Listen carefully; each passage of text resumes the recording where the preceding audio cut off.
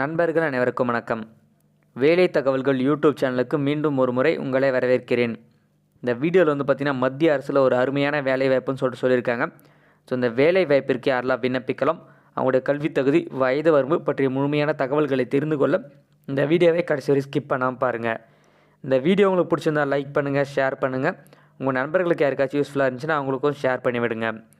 இதுபோல் புதிய வேலை தகவல்களை உடனுக்குடன் தெரிந்து கொள்ள நமது வேலை தகவல்கள் யூடியூப் சேனலை சப்ஸ்கிரைப் செஞ்சுக்கோங்க. அப்படியே பக்கத்தில் இருக்க பெல் பட்டனையும் ப்ரெஸ் பண்ணிக்கோங்க. அப்போ தான் நம்ம அப்டேட் பண்ணுற வீடியோ உங்களுக்கு உடனுக்குடன் நோட்டிஃபை ஆகிட்டே இருக்கும். வாங்க இப்போது வீடியோக்குள்ளார போகலாம்.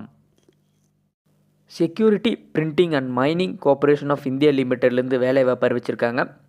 இந்த வேலை வாய்ப்பு பார்த்தீங்கன்னா ஒரே ஒரு போஸ்ட்டுக்கு தான், பட் 4 விதமான டிஃப்ரெண்ட் டிபார்ட்மெண்ட்லேருந்து வேகன்சி அறிவிச்சிருக்காங்க. என்ன போஸ்ட், என்ன டிபார்ட்மெண்ட் அப்படின்னு சொல்லிட்டு பார்த்தீங்கன்னா, ஃபஸ்ட் அசிஸ்டன்ட் மேனேஜருக்கு மெட்டீரியல்ஸ் டிபார்ட்மெண்ட்டில் பார்த்தீங்கன்னா 7 வேகன்சி விட்டுருக்காங்க. இந்த 7 வேகன்சி யார் யாருக்கு அப்படின்னு சொல்லிட்டு பார்த்தீங்கன்னா, அன்ரிசர்வ்டுக்கு 5, ஓபிசிக்கு 1, எஸ்சிக்கு 1 வேகன்சி. இவங்களுக்கான வயது வரும் பொறுத்த வரைக்கும் மேக்ஸிமம் 30. மாத சம்பளம் என்ன கொடுத்துருக்காங்கன்னா மொத்தத்துக்கும் 40,000 1,40,000 வரையும் சொல்லியிருக்காங்க. இரண்டாவது அசிஸ்டன்ட் மேனேஜர் R&D டிபார்ட்மெண்ட்டில் 4 வேகன்சி விட்டுருக்காங்க. இந்த 4 வேகன்சி யார் யாருக்கு அப்படின்னு சொல்லிட்டு பார்த்தீங்கன்னா, அன்ரிசர்வ்டுக்கு 3, ஓபிசிக்கு 1 வேகன்சின்னு சொல்லியிருக்காங்க.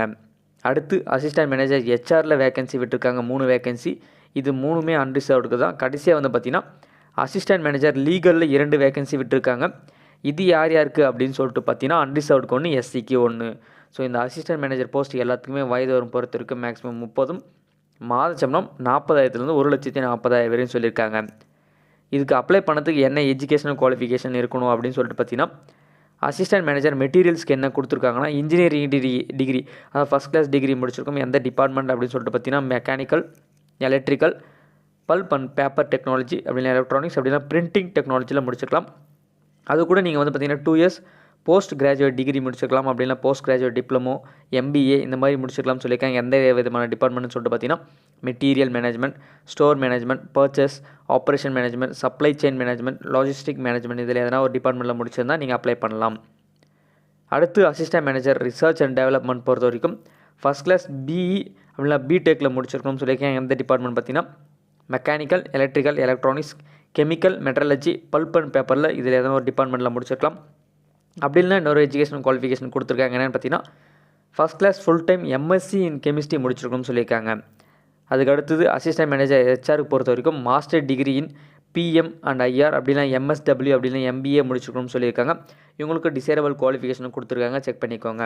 அடுத்து அசிஸ்டன்ட் மேனேஜர் லீகலுக்கு பொறுத்த வரைக்கும் என்ன கொடுத்துருக்காங்கன்னா, degree in law regular courses முடிச்சிருக்கோம், ஃபஸ்ட் கிளாஸில் முடிச்சிருக்கணும்னு சொல்லியிருக்காங்க. இதுக்கும் டிசைரபிள் கொடுத்துருக்காங்க, ஸோ செக் பண்ணிக்கோங்க. இதுக்கடுத்து பார்த்தீங்கன்னா இம்பார்ட்டன்ட் டேட்ஸ் பொறுத்த வரைக்கும் நீங்கள் இதுக்கு அப்ளை பண்ணுறதுக்கு ஸ்டார்டிங் டேட் 19/10/2020, கடைசி தேதி என்னென்னு பார்த்தீங்கன்னா 18/11/2020 சொல்லியிருக்காங்க. ஃபீஸ் பே பண்ணுறதுக்கும் அதே டேட் தான் சொல்லியிருக்காங்க, ஆன்லைன் ஃபீஸ் பேமெண்ட். அடுத்து பார்த்தீங்கன்னா ஆன்லைன் எக்ஸாம் பற்றின டீட்டெயில் கொடுத்துருக்காங்க. அதோட டேட் பார்த்தீங்கன்னா லேட்டர் தான் இன்ஃபார்ம் பண்ணுவாங்க அப்படின்னு சொல்லியிருக்காங்க. அதுக்கு அடுத்தது ஏஜ் ரிசர்வேஷன் பற்றின டீட்டெயில் கொடுத்துருக்காங்க. எக்ஸாம் ஃபீஸ் என்ன கொடுத்துருக்காங்க அப்படின்னு சொல்லிட்டு பார்த்தீங்கன்னா, general, economical weaker section, OBC கேட்டகரிஸ்க்கெலாம் 600 ரூபாவும், SC ST ஹேண்டிகேப் கேண்டிடேட்ஸ்க்கெலாம் 200 ரூபான்னு சொல்லியிருக்காங்க. இதோட செலெக்ஷன் ப்ரொசீஜர் பொறுத்த வரைக்கும் மொத்தம் 2 விதமான ஸ்டெப்பாக இருக்கும். ஒன்று ஆன்லைன் டெஸ்ட்டும், இன்னொன்று இன்டர்வியூன்னு சொல்லியிருக்காங்க. அதோட வெயிட்டேஜ் ஆஃப் மார்க் என்ன கொடுத்துருக்காங்கன்னா, ஆன்லைன் டெஸ்ட்டுக்கு 75% வெயிட்டேஜும், இன்டர்வியூக்கு 25% வெயிட்டேஜ் கொடுத்துருக்காங்க. இந்த ஆன்லைன் டெஸ்ட்டில் எந்தெந்த சிலபஸ்லேருந்து எவ்வளோ கொஷின்ஸ் வரும், எத்தனை மார்க்கில் வரும், ஸோ டோட்டல் மார்க் எவ்வளோ கொடுத்துருக்காங்கன்னா 150 மார்க்குன்னு கொடுத்துருக்காங்க. ஸோ இந்த ஆன்லைன் எக்ஸாம் நீங்கள் ஹிந்தி மற்றும் இங்கிலீஷில் மட்டும் தான் அட்டன் பண்ண முடியும்னு சொல்லியிருக்காங்க. இதோட டியூரேஷன் 1 hour 20 minutesக்கான டெஸ்ட்டு தான் இது. ஸோ அதை பற்றின டீட்டெயில் கொஞ்சம் நிறைய கொடுத்துருக்காங்க, எங்கள் எக்ஸாம் சென்டர்ஸ் நடக்குது. அதுவும் இதுக்கு எப்படி அப்ளை பண்ணுறதுனா பார்த்தீங்கன்னா ஆன்லைன் மூலிமா தான் அப்ளை பண்ண முடியும். அதோட லிங்க் பார்த்தீங்கன்னா இந்த வீடியோ கீழே டிஸ்கிரிப்ஷனில் கொடுத்துருக்கோம். ஸோ நீங்கள் அதில் போய் கிளிக் பண்ணி அப்ளை பண்ணிக்கலாம். ஃபீஸ் பேமெண்ட்டு நம்ம ஆல்ரெடி சொல்லியாச்சு ஆன்லைனில். ஸோ அதை பற்றின டீட்டெயில் கொடுத்துருக்காங்க.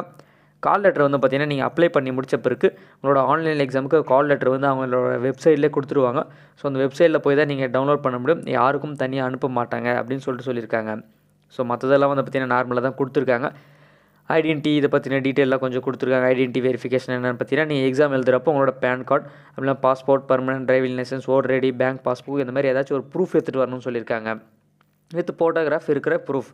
அதுக்கடுத்து பார்த்தீங்கன்னா நார்மல் டேர்ம்ஸ் அண்ட் கண்டிஷன்ஸ் தான் கொடுத்துருக்காங்க, எல்லா வேலை வாய்ப்பிற்கு கொடுக்குற மாதிரி. ஸோ இதெல்லாம் நீங்கள் கிளியராக படித்து பார்த்துட்டு நீங்கள் அப்ளை பண்ணுங்கள். அவ்வளோதாங்க. இந்த வேலை வாய்ப்பிற்கு அப்ளை பண்ண போகிற எல்லாருக்கும் என்னோடய வாழ்த்துக்கள். இந்த வீடியோ உங்களுக்கு பிடிச்சிருந்தா லைக் பண்ணுங்கள், ஷேர் பண்ணுங்கள். உங்களுக்கு ஏதாச்சும் இதில் டவுட் இருந்துச்சுன்னா இந்த வீடியோ கீழே கமெண்ட் பண்ணுங்கள். நான் கண்டிப்பாக உங்கள் எல்லார் கமெண்ட்க்கும் ரிப்ளை பண்ணுறேன். நன்றி.